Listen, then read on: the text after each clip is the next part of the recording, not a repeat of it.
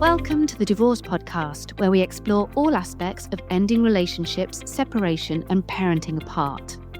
If your marriage or partnership has ended, or you have friends and family who are separating, this podcast is for you. I'm Kate Daly, a relationship counsellor, divorce specialist, and co-founder of Amicable, the online legal service for separating couples. In each episode, we look at relationships and separation from different angles, including the emotional, legal, and social. I'm joined by experts and special guests who share their own unique stories, experience, and tips, with the goal of helping people end relationships in a kinder and better way. Your values shape every relationship you have, so what happens to them during a separation?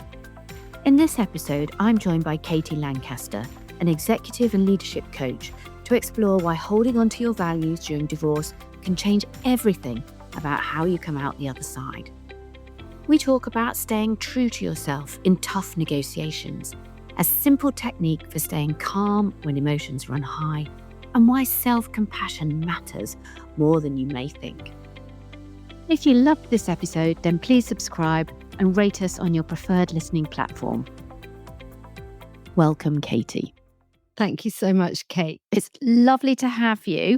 And I should say at the start of this episode, the other sort of claim to fame, if you will, is Katie and her ex-husband were also customers of Amicable. And we're going to be talking about divorce and, more importantly, values in divorce. So how your personal values can impact your divorce journey. So that's the topic for today.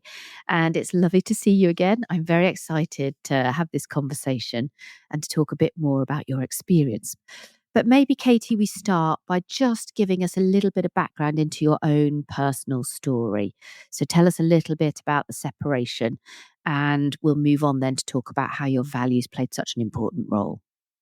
Absolutely, Kate. Thank you. Well, I would say that without knowing what amicable values are, I can guess that they probably correspond very much with my own personal values, which are the top one is vitality, but then there's communication, there's trust, honesty, and fairness, all very important values, personal values to me. And I was recommended Amicable by a family friend. And when we looked into it, both myself and my ex-partner agreed that this could be a really beneficial, helpful alternative to the usual process. So we both embarked on it. I can't speak for him, but I was very enthusiastic. But the point is, you feel at that stage it was very much a mutual decision then. It was something that appealed to both of you and seemed to sort of honour the way you wanted to end the relationship. Yes. I mean, this was my first divorce. It wasn't my ex's first divorce. So, he obviously had more experience of the process than I did. And I guess being a coach and very much believing in communication being sacrosanct, having had a 16-year relationship with this person, co-parenting his daughter who lived with us throughout, I was really, really dedicated to making sure that this process was, as your name describes, as amicable as possible. So, yes, I think we both embarked on it with open minds and enthusiasm. And I guess I don't know what it felt like for you, but I know when I was going through my divorce, the fact that I had a psychological background, I was a relationship counsellor, it kind of put a weird additional pressure on me where I felt like I had to be, or everybody would expect me to be, an expert in, extricating myself from a relationship. And I don't know about you, but I found that incredibly stressful and difficult because I felt like I had to try and act that part when it was actually something that was really deeply very personal. So I was getting my personal and professional roles all confused, trying to bring to bear some of the stuff that I knew about the psychology of relationship breakdown. But, there's always a thing, isn't there, where it's kind of, you shouldn't really try and interfere and put your sort of coaching or psychological experience into your own relationships and your own family. You need to leave that to the expert. So I wonder what it was like for you, dealing with amicable, who are there in a professional capacity, but knowing that you had these professional skills yourself, did it feel like an additional pressure at that point, or was it something else? That's such a great question. And I'm just, as you've been saying that, I've been sort of having these flashbacks to various encounters and meetings when I'm not sure that I did behave as in alignment with my values, particularly, but they were so helpful to hold on to. But I'm not sure I found it a pressure. I think I found it more as a really helpful guidepost right from the outset. And I remember when we had to fill out that grow model at the beginning, and I used, actually not consciously until afterwards, I used three of my top values in designing that grow model. What did I want to get out of this? How did I want to conduct this process? So I don't think I found it a pressure. I think when I was in the moment, the whole divorce thing was a pressure. I mean, I found it very stressful. And I think it probably helped actually having that coaching background. Yeah. Because I should say, for people that don't know, the amicable process is based on a model of coaching called GROW, where the G stands for goals, the R stands for reality, the O stands for options, and the W stands for what you're going to do. And we take people through a process, a coaching process. So as a coach, being taken through a coaching process, I think that must feel quite strange, but it's interesting to hear you say that your values very much went into that goal setting part where you're trying to imagine the future and what you want life to be like. How important, Katie, is it to have a strong vision of the future to carry you through what is a very arduous process? Realistically and honestly, Kate, I didn't have a vision of the future. I had a vision of getting through the process in a way that I felt was true to me. And the way that I define values is my way or our way of being and believing in the world, what matters to us. So I guess it's hardly surprising that I did find them, quite forefront in setting up that grow process. And I did my best. I'm sure we all do our best. And which of your values then, Katie, did you find particularly useful in those early stages? You mentioned communication as one of the strong ones and trust. I guess when a relationship breaks down, they're the two things that often are the first casualties of a divorce, aren't they? Absolutely. Well, honesty and trust are two of my top values. And of course, honesty is my commitment to myself to be truthful and sincere. And trust is hoping that the other person is going to honor that too. And of course, when things get messy and acrimonious and there's miscommunication, which I think, however good the intentions are, can happen, it's a tough one. It's a tough one. Fairness is also one of my values. And then, of course, we can say, but fairness is very subjective. So, yeah, I think it's useful to have a really clear set of intentions, maybe. This is how I want to be. And we had some fairly tricky conversations and negotiations to some extent. And before that, I would try and be very intentional about how I wanted to show up in those. And my ex is also emotionally very intelligent. He knows me very well. And so it was a tricky one. And I would say that probably, as you would expect, we both knew each other well. So it was a very tricky situation. And at the same time, I think the comfort that I gained from really committing to myself that I would never say or do anything or commit to anything that didn't feel aligned to what matters to me was really sacrosanct. So I think it really helped me.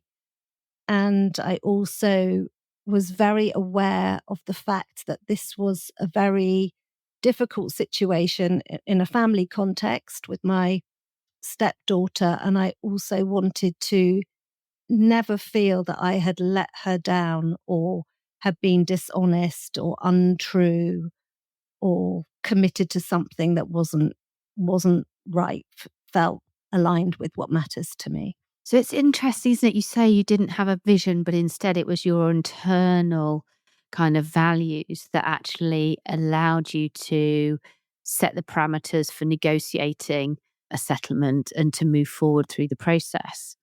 Absolutely. Absolutely. I think that was it. I think if I look back on it now, maybe I was a little positive and a little sort of optimistic at how this was all going to unfold. And reality soon struck in. And I think if I had had a vision, and I think the vision was that we would all, live happily ever after, but not be married anymore.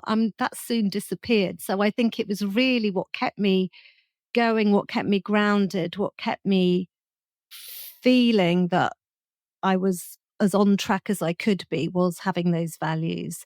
But I think it is important to say that I didn't really name them or, write anything out. It's just a feeling. And I think it's what matters to me, and we all have things that we know that without those things, we're not really ourselves.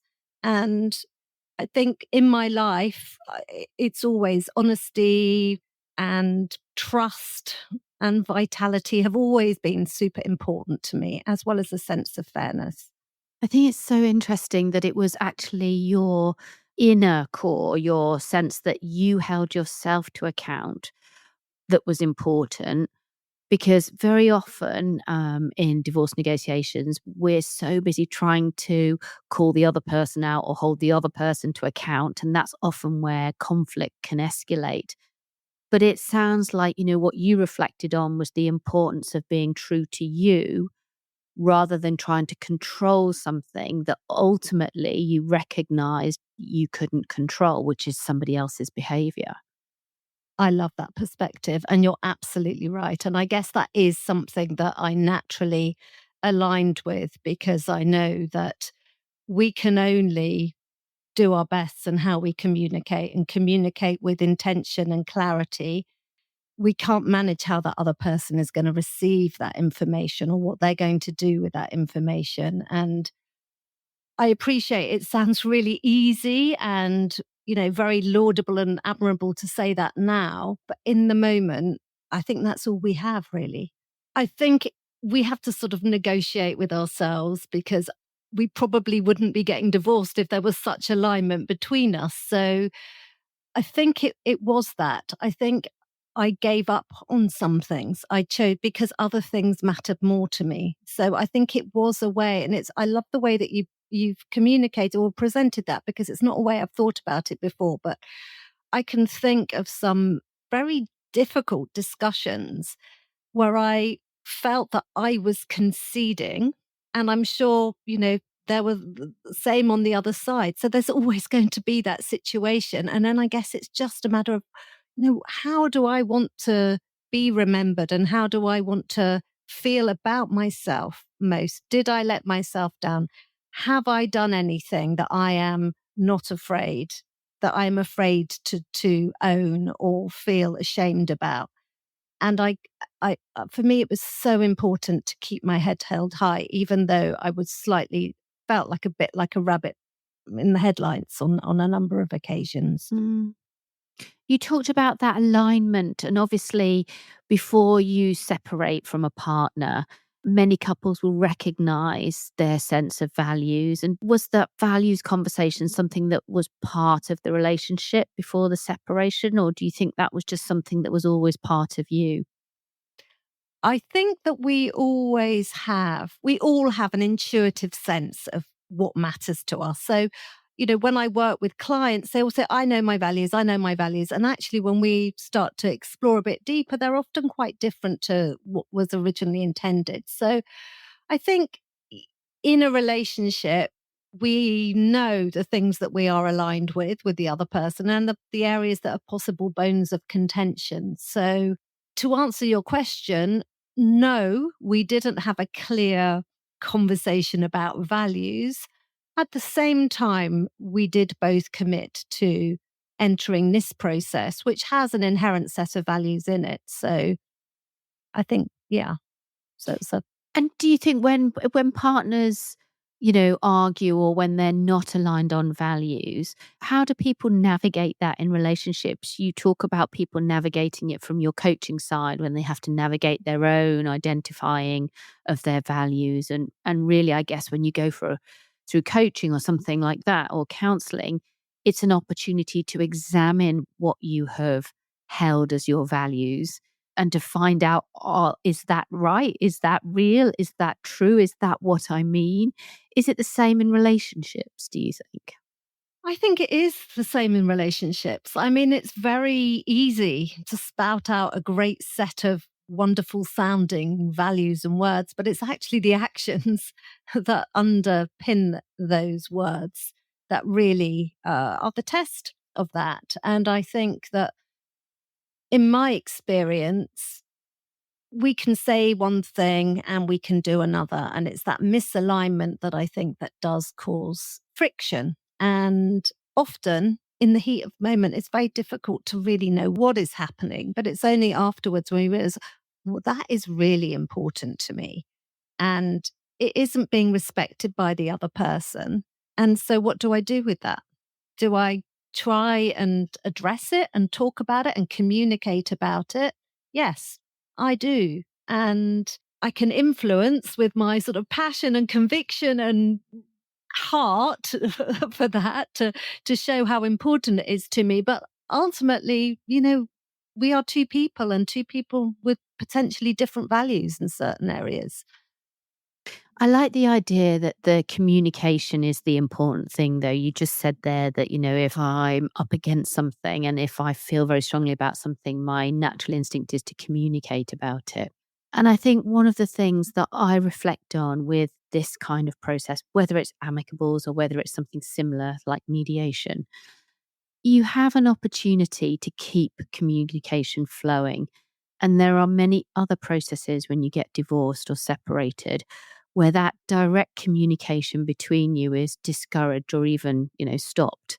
And, I certainly remember when I was getting divorced, I was told, do not speak to your ex directly, do everything through the solicitor. I wonder to what extent that is really quite detrimental advice because ultimately the process ends, the professionals step away, and if you've got children or pets or people that, you still have in common, there's going to be some need to continue to communicate. Even as I know we were talking about before we started, just the whole part of actually finalizing all of the financial agreements between you. It's great to get your order and it's all sealed. But then there's kind of months, isn't there, of toing and froing. And that need for communication continues and may continue for the rest of your life. It doesn't have to, but sometimes it does. And to what extent do these kinds of processes where communication is encouraged, to what extent do you think that they are helpful versus likely to set off an unintended conflict? So, from my perspective, communication is absolutely key to everything. And at the same time, I guess we have to know who we're communicating with and why we're communicating. So I think communication clears misunderstanding and assumption. And I think it was something that I found very difficult in the process, in the amicable process, because often I was feeling fury and I was feeling let down and I was feeling indignant that one thing was being said. And I had a lot of emotions. And at the same time, it wasn't going to help not to try and have some communication. And then it's a question of self-management. And let's remember, we did choose to marry this person at one point. There are qualities in there that we can always find some common ground on. And that's, I think, the important part. And I love your point about children. Even though we didn't have our own children together, there was, a stepdaughter in that relationship who is so, so important to me. And if in doubt, I would always think of her. What would I like to tell her? What can I actually put my hand on heart about and tell her? So I can't think. And when you share a child, I'm sure that makes the process easier because you've got that child in the middle, and it doesn't become you're doing both things for someone who you love rather than trying to win points with the other person, which I can guess can often get in the way. Is that answering your question? Yeah, I think also when you're talking there, I'm reflecting on this idea that you've mentioned a couple of times now, a very underrated skill, which is this element of emotional control and being able to respond rather than react. But there are, of course, in any divorce or separation, moments where, as you describe it, you can feel real fury, obviously, and you're let down, you're upset, something hasn't gone your way, someone said something that is incredibly triggering, whatever it is. So that it's really, I think it's helpful and useful to hear that even in a quotes unquotes again, amicable divorce, it doesn't take that away. You're not signing up to just nodding along and agreeing to whatever's placed in front of you. You're having a robust debate about what's right for you as an individual and what's right for you from a couple dividing marital assets perspective. So I thought that was really interesting. But how do you learn these techniques? Do you think it's because you're a coach? Is it a facet of personality? Is it just a learnable skill? How do you get from react to respond? I'm still learning. Yeah, well, I'm I'm still rubbish at it. learning. I'm asking self-interested question here because I Yeah. am utterly rubbish. I am a very generally I'm still, reactive person. yeah, So, yeah. And there is something that I always recommend, and I try and employ myself, which is ABC. A, awareness. Oh, I can feel it rising. I can feel that feeling. I'm getting furious. B, breathe. Because when we breathe, we actually disconnect from the amygdala, which is the survival part of our brain that is causing that triggering reaction or feeling. And so we're disconnecting from that, and that gives us space, it gives us time, and then we can choose what do I want to align with here, which is why it's good to get an intention before a really important high stakes meeting. I want to hold on to X in this. And then you've got C, you've got somewhere to go. And then energy flows where the attention goes. I'm focusing on that. The actual fury or the original feeling has subsided. So ABC, it does work. It's worth trying that's out, a and it's really, easy to remember. yeah, it's a really nice tip. Yeah, So that do you think you go into some of these meetings when you're negotiating with a kind of a clear idea of what you want to stand for? Is that what helped you ultimately, or did you go in with an idea of what you wanted out of it? So which was it? I like that. And it's not something I actually consciously thought about. I went in for what I wanted to stand for. I then realized that my ex, and of course, I know he's like this. And in our relationship, he was always the one who would be, great at doing the numbers and doing the analysis and a very, very quick brain. I realized, I have to be reasonable with myself here and sort of have a baseline that I would be prepared to accept. And at the same time, I was quite flexible with that baseline because, yeah. And I guess these are my values, what's important to me. And yes, fairness is an important value, but also being honest, having trust, and just keeping my sense of self were actually, from a long term perspective, more important. And I guess one of the things that people often say to me as well is this idea that sometimes people feel pressure to make decisions in the moment, like you say, and particularly if there's an imbalance in people's abilities to kind of have a firm position in their mind or a key number in their mind versus someone who might be coming with a more flexible approach. And all of a sudden you're into a sort of a slightly horse trading type scenario. And I hear people a lot of the time say, but I can't make a decision in a meeting. How important is it to be able to go away and reflect, and how important is it to create a process where that's not seen as a negative thing, it's seen as part and parcel of good housekeeping on how you run things? Absolutely. I think it's essential. It, it is something that I can imagine. It happened with me, and I'm sure it happens a lot, that there's an a perceived inequality in people's abilities to calculate in the moment or say something. And as time got on, I would feel more and more like, oh, I'm not quite sure what this means. And also, of course, we are in a survival mode. So my ability to think clearly was also quite compromised. So I think having that ability just to say, hey, I'm feeling overwhelmed here. I'm feeling triggered. I can't even assess that at the moment. Can we take a rain check or can we take a break, come back? I think that is just so helpful. Yeah. Yeah, I think you're right. I think it's like you say, it gives, because you are almost fight, flight, or freeze in some of those meetings, even when it's the best intention process and you've got, the amicable sort of scaffolding around it. We have to be realistic about this. For most people, it's a deeply intense emotional experience. They're sitting with somebody that they're trying to negotiate with, and it may or may not be going the way they envisaged it. So it's a really big, overwhelming emotional experience. So just to be able to recognize that, to normalize that, and to give people the time to go away, reflect, stop that fight, flight, or freeze reaction, and just to be able to hold an idea in their heads without being under attack or observed, even. It feels that that's a really important part of the process. Because I guess that's when you do start to connect to your values, isn't it? And then the sort of aftermath, because we talked about this before, didn't we? Where, how do you mark the end or the transition of this? Because it's sometimes, I think it's hard to know in a divorce what part marks the ending. Is it when the words "I want a divorce" or "I'm divorcing you" are first uttered? Is it when you physically move out?